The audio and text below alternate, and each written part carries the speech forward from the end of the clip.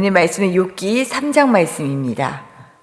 세상에는 누구나 경험하며 일상적으로 이해가 되는 반복적인 패턴이 있습니다.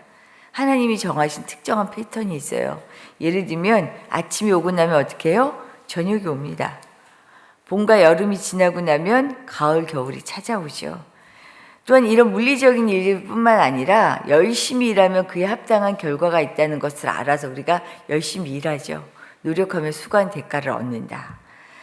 이런 패턴들 일반적으로 우리가 그래서 적응하면서 살아갑니다, 세상을. 그런데 욥기는 이거 다 맞는 말이야. 일반적인 패턴이 아주 일상적인 일이 맞아. 그런데 우리 인생에는 이런 패턴에 어긋나는 예외 역시 존재한다라는 것을 알려줘요. 제가 학교 다닐 때 수학을 되게 좋아했어요. 왜 좋아했냐면 공식에 대입하면 그대로 답이 나오면 전 그게 그렇게 신이 났어요. 그래서 막 이렇게 어렵게 수학을 이해하는 게 아니라 문제 푸는 거, 공식에 딱 대입해서 문제 푸는 거에 아주 신이 나 있었어요. 근데 고등학교 딱 들어갔는데 영어가 진짜 하기 싫더라고요. 왜냐하면 예외가 너무 많은 거예요. 법칙이 있으면 그대로 가면 쉽잖아요.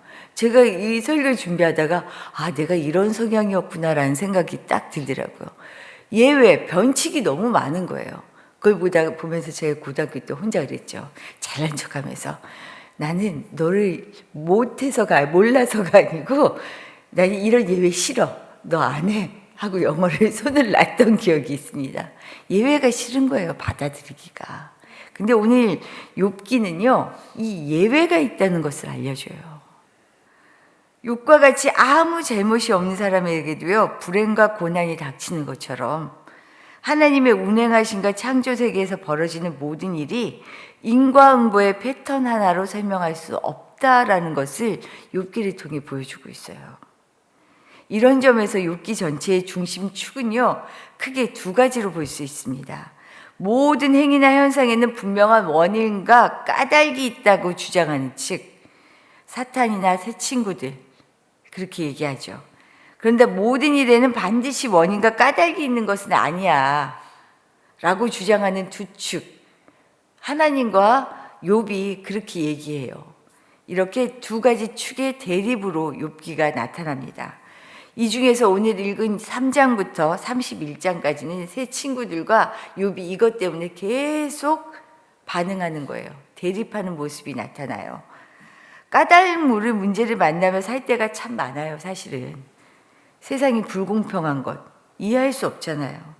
예기치 못했던 문제와 상황들, 세월호와 같은 사건들, 일어나는 일들, 상황들을 보면 이걸 맞닥뜨린 가족들은 어땠겠어요? 도저히 이해할 수 없죠. 뭐 때문에 왜?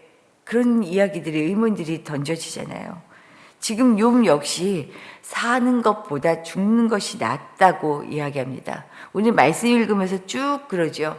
왜 내가 나왔을까? 왜 그때 죽지 않았을까? 왜 하나님은 그때 이런 일을 하셨을까? 계속해서 반복하고 있어요. 사는 것보다 죽는 것이 낫다고 탄식할 만큼의 고통을 호소합니다. 이런 상황을 만날 때 우리가 할 수 있는 일은 뭐가 있을까요? 우리는 무엇을 할 수 있을까? 말씀을 통해 돌아보려고 합니다. 먼저는요, 솔직하고 정직하게 고통을 토로하는 것이 더 건강한 신앙생활의 출발입니다. 더 건강한 삶의 출발이에요. 우리 3절이 시작되기 전 2장이 끝날 때 13절 말씀이에요. 제가 한번 읽어드릴게요. 2장 13절입니다. 밤낮 7일 동안 그와 함께 땅에 앉았으나 욥의 고통이 심함을 보므로 그에게 한마디도 말하는 자가 없었더라. 이 상황이 뭐냐면 전 재산은 물론 자식까지 모두 다 잃고 이제 자기 몸도 성하지 않아요. 너무 고통스러운 중에 있는 욥. 이 욥을 위로하기 위해서 친구들이 찾아왔어요. 새 친구들이. 그런데 얼마나 극한 고통에 처해 있는지 일주일 동안을 지금 지켜보고 있는데 아무도 말을 꺼낼 수가 없어요. 위로조차 할 수 없는 상황이라는 거예요. 그런 극한 상황 속에 있는 욥, 그것을 보고 있는 친구들, 이 상황이었어요. 그런데 오늘 말씀을 통해서 드디어 이 침묵을 욥이 깹니다. 말을 시작해요. 그 입에서 말이 나오는데 그의 입에서 나오는 말은 더 이상 찬양이 아니었어요. 그 전까지만 해도 주신 분도 하나님이고 거두신 이도 하나님이라서 그를 어떻게 찬양하지 않겠느냐라고 말했던 욥이요, 이제 자신이 태어난 날을 저주하며 마치 창조주 하나님을 부정하는 듯한 말을 하고 있습니다. 이렇게 이야기하자 이제 친구들이 대응하기 시작해요. 아니야, 너 지금 잘못 생각하고 있어. 잘못 생각하고 있어. 그래서 끝까지 친구들은 뭐라고 얘기하냐면, 사실은 네가 이렇게 고통스러워서 우리가 말하지 못했는데 너 죄 때문이잖아. 네가 회개할 게 있으니까 하나님이 이런 고통 주시지.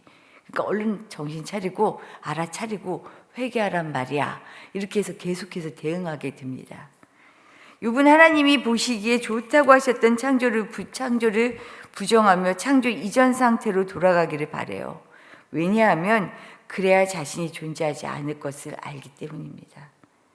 자신이 태어난 날이 어둠에 삼켜서 아예 날수에 빠지기를 바라고, 존재가 고통의 시작이기에 존재가 사라지면 고통도 사라질 거라고 오늘 말씀을 통해 쭉 이야기합니다. 욥은 스스로 목숨을 끊지는 못해도 이 고통이 죽음을 통해 빨리 사라졌으면 좋겠다라고 고백하고 있어요. 그 마음이 간절합니다. 21절과 22절의 말씀을 보면 그 심정이 제대로 나오고 있죠. 우리 21절과 22절 말씀 한번 같이 읽어보겠습니다. 이러한 자는 죽기를 바라도 오지 아니하니 땅을 파고 숨긴 보배를 찾음보다 죽음을 구하는 것을 더하다가 무덤을 찾아 얻으면 심히 기뻐하고 즐거워하나니. 딴 거 다 필요 없어. 보아도 필요 없어. 그냥 죽었으면 좋겠어. 지금 욥이 이렇게 얘기합니다. 죽음의 세계에는 고통이 없고 안식이 있으며 그곳이 피할 수 없는 고통의 유일한 피난처가 될 수 있다고 생각하기 때문이에요. 우리가 살면서 스스로 죽음을 선택하는 경우 그런 사람들을 보게 되잖아요. 왜 그럴까요? 이 고통을 그치고 싶어. 그칠 수 있는 길은 이거밖에 없어 라고 생각하기 때문이잖아요. 지금 욥의 심정이에요. 절망의 끝에서 찾는 것이 죽음입니다. 욥처럼 내 의지와 상관없이 만난 고통스러운 문제 앞에서 살 힘과 용기를 잃어본 적 있지 않으세요? 이럴 때 어떻게 해야 될까요? 아프다고 얘기해야 해요. 아프다고. 나 아파서 죽을 것 같다라고 표현해야 해요. 제가 지금도 후회되는, 정말 스스로 목숨을 끊었던 지인이 있었어요. 저에게 전화를 하면 막 이렇게 자기 의지를 못하니까 술을 먹고 전화하면 전 죽을 것 같았어요. 너무 힘들었어요. 그 이야기를 듣는 게. 근데 그렇게밖에 할 수 없었던 심정, 밑바닥을 내가 잘 못 봤구나라는 그 통안이 제 마음속에 있어요. 아프면 아프다고 얘기해야 해요. 하나님께. 죽을 것 같아요. 그러지 않으면 살 길이 없어요. 오늘 말씀을 통한 욥의 고백이 참 인간적이에요. 재산과 자식을 잃으면서도 아까 말씀드렸지만 주신 이도 여호와시오 거두신 이도 여호와시니 여호와의 이름이 찬송을 받을지니라. 알아요. 이렇게 고백해야 한다는 거. 그게 맞다는 것도 알아요. 근데 그때 이 말이 정말 나올 수 있는 말이었을까라는 생각도 들어요.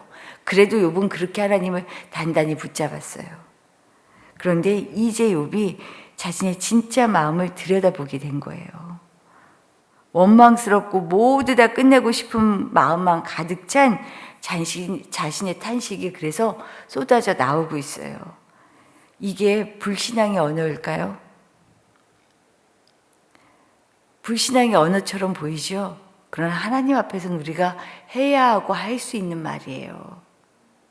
현실에 직면하기 시작한 어떻게 보면 희망적인 징후예요. 하나님, 나 못 살겠어요. 죽을 것 같아요. 우리 하나님은 어떤 분인 줄 아세요? 이렇게 하나님 앞에 솔직하게 고백하면요, 내가 나도 모르는 사이에 내 입술에서, 내 마음에서 아니야, 아니야, 알아 다 아는데 내가 너의 그 말을, 네 마음을 내가 바꿔줄 수 있어 하고 바꿔놓으시는 분이세요.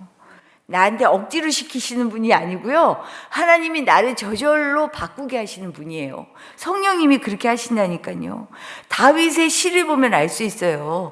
원수들을 짓밟아 달라고. 이게 어떻게 신앙이냐 할 수 있는 말이에요. 그런데 짓밟아 달라고, 진이겨 달라고 막 그렇게 얘기하는데, 그에 비해서 어느 순간 시편의 시를 보면요, 감사의 고백들이 쭉쭉쭉쭉 흘러나와요. 하나님은 그렇게 저절로 만들어 주셔요.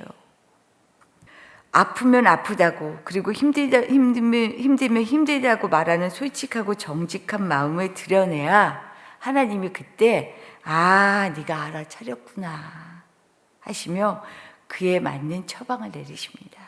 우리가 의사에게 가면 내 상황을 솔직하게 내밀어야 되잖아요.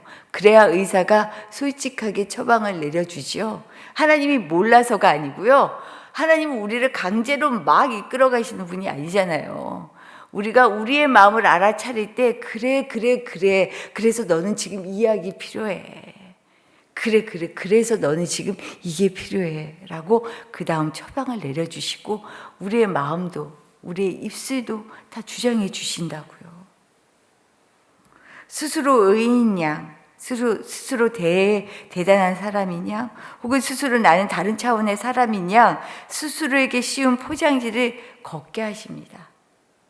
그래서 욥처럼 먼저 정직한 마음을 내려놓는 것이 까닭 모를 문제를 만날 때의 첫 번째 일이에요. 기도가 이것입니다. 두 번째로, 우리가 이해할 수 없는 이런 상황을 만날 때 하나님을 더 깊이 알아가게 됩니다. 욥은 하나님을 이해할 수가 없었어요. 그토록 사랑하고 신뢰하던 하나님을 도무지 이해할 수 없는 순간이 지금 온 거죠. 그러면서도 그 사랑이 얼마나 깊었는지 함부로 말하지 않았어요. 내가 여기서 끝나면 좋겠다라고 표현해요. 제가 보기엔 욥은 자신이 할 수 있는 최대한의 표현을 오늘 하고 있었던 것 같아요. 이것이 그러나 인생입니다. 내가 예기치 못한 고통을 만나는 것. 그래서 오죽하면 인생이 광야와 같다라고 얘기해요.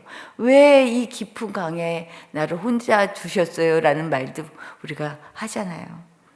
두려움과 불안 속에서 탄식밖에 뱉을 수 없도록 몰아가실 바에는 차라리 죽게 하시지 왜 살게 하시는지 알 수가 없다라고 우리가 생각할 때도 있잖아요. 하지만 도무지 이해할 수 없는 하나님, 어쩌면 굉장히 낯선 하나님을 만나는 순간이 하나님을 더 깊이 알아가는 자리가 될 수 있다라는 사실을 기억하시기 바랍니다. 죽고 싶어도 못 죽는다며 땅을 파서 보화를 발견하는 것보다 무덤을 얻는 것이 더 기쁜 것 같다고 고백한 욥에게 하나님은 더 이상 생명의 보호자가 아니라 죽지 못하도록 막는 존재인 것처럼 지금 원망하고 있습니다.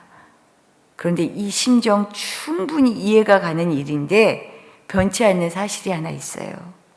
우리가 여기서 꼭 기억해야 할 것, 뭐냐면 역경과 고난도 내 삶의 일부입니다. 피해갈 길이 없어요. 믿든지 믿지 않든지. 모든 사람이 쨍쨍한 햇볕만 만나는 것이 아니고 정말 폭풍우도 만나잖아요. 피할 길이 없어요. 이것을 어떻게 해요? 그럼 인정하고 받아들여야 해요. 욥은 결국 고통의 시간도 살게 하신 하나님을 어떻게 해요? 나중에 만나요. 우리 역시 마찬가지예요. 세상이라는 그라운드가 그래요. 모든 것이 규칙에 따른 패턴대로 살아가는 거라면 인생 조금 쉬울 것 같죠. 쉬울지 모르겠어요. 그러나 반드시 예외가 있습니다. 이것을 원망하면 끝이 없어요. 있는 것인데. 이 예외를 인정하지 않으면 여전히 두렵고 불안합니다. 우리 하나님은 이 예외 가운데도요, 변치 않는 진리고요. 이 예외 가운데서도요, 우리를 향하여 두 눈 똑바로 뜨고 견뎌 조금만 버텨 응원해 주시는 하나님이에요. 결국은 이 하나님의 섭리 가운데 우리를 어떻게 해요? 결국은 이끌어내시고 건져주시고 새롭게 하신다는 것, 이것을 믿으셔야 한다는 거예요. 우리가 생각하는 하나님의 범위 안에서만 하나님을 두지 마시고요. 우리가 생각지도 못하는 그 범위 밖에, 그 속에서 우리를 만들어 가시고 우리를 품어주시고 결국은 하나님의 품에서 우리를 정말로 자녀로 품어주시는 그 하나님의 변치 않은 주님의 그 능력을 신뢰하는 것, 이것이 믿음입니다. 오늘도 이 믿음으로 살아가실 수 있기를 축복합니다. 주신 말씀 생각하며 기도할게요. 살다 보면 버텨야 하는 순간, 정말 견디기 어려운 순간들이 있는데 반드시 견디셔야 해요. 버텨야 해요. 욥의 그 어려운 순간에도 결국은 버티고 견뎠을 때 하나님께서 이렇게 나를 인도하시고 붙들어 주신 분이었구나. 욥이 결국은 하나님을 인정하게 됩니다. 우리의 인생도 그렇게 되어 있어요. 어려운 고난, 이 고난도요 하나님의 섭리 가운데 있습니다. 그러니 하나님 어떤 순간에서도 어떤 상황에서도 하박국 선지자의 고백이 대단하지요. 무화과 잎이 마르고 외양간에 소가 없고 모든 것을 잃어도 난 여호와로 인해 즐거워하리라. 까닭 모를 문제 앞에서도 하나님을 인정하며 찬양할 수 있는 그런 큰 사람이 되고 싶습니다. 기도하실 수 있기를 부탁드립니다. 그리고 오늘은 우리 자녀들과 우리 교우들을 위하여 기도하는 날이에요. 우리 시험을 앞둔 주원이, 그리고 이미 수시 결정됐지만 앞으로의 진로를 위해 세연이 기도해 주시고요. 그리고 진로를 위해 또 시험을 준비하고 여러 가지 과제들을 두고 있는 우리 자녀들이 있어요. 우리 자녀들을 위해 기도해 주시길 부탁드립니다. 또한 우리 공선희 권사님 수술을 하셨는데, 눈 수술을 하셨는데 많이 힘들어 하셔요. 아직도 침침하고 눈이 아프다 그러셔요. 많이 힘들어 하시는데 회복의 시간들이 필요해요. 하나님 잘 견디고 잘 회복되실 수 있도록 붙잡아 주십시오. 기도해 주시고, 우리 홍성희 집사님이 이 손 때문에, 손의 통증 때문에 입원 치료도 받으시고 오랜 동안 하셨는데 통증이 가시질 않아요. 그래서 다시 병원을 찾았더니 이 목 디스크하고 연결돼서 이렇게 삐죽 튀어나와 있어서 이 치료가 또 필요하다 그래요. 잘 치료받을 수 있도록 기도해 주시고, 엄신양 권사님도 귀 때문에 귀 치료가 참 힘들더라고요. 잘 회복하실 수 있도록, 치료받을 수 있도록 기도해 주시길 부탁드립니다. 그리고 오늘은 석식당 봉사가 있는데 우리 교회가 이런 사역들을, 지경들을 잘 넓혀 주님 앞에 충성할 수 있는 교회 되게 해달라고 같이 기도하시기를 부탁드립니다. 기도드리겠습니다.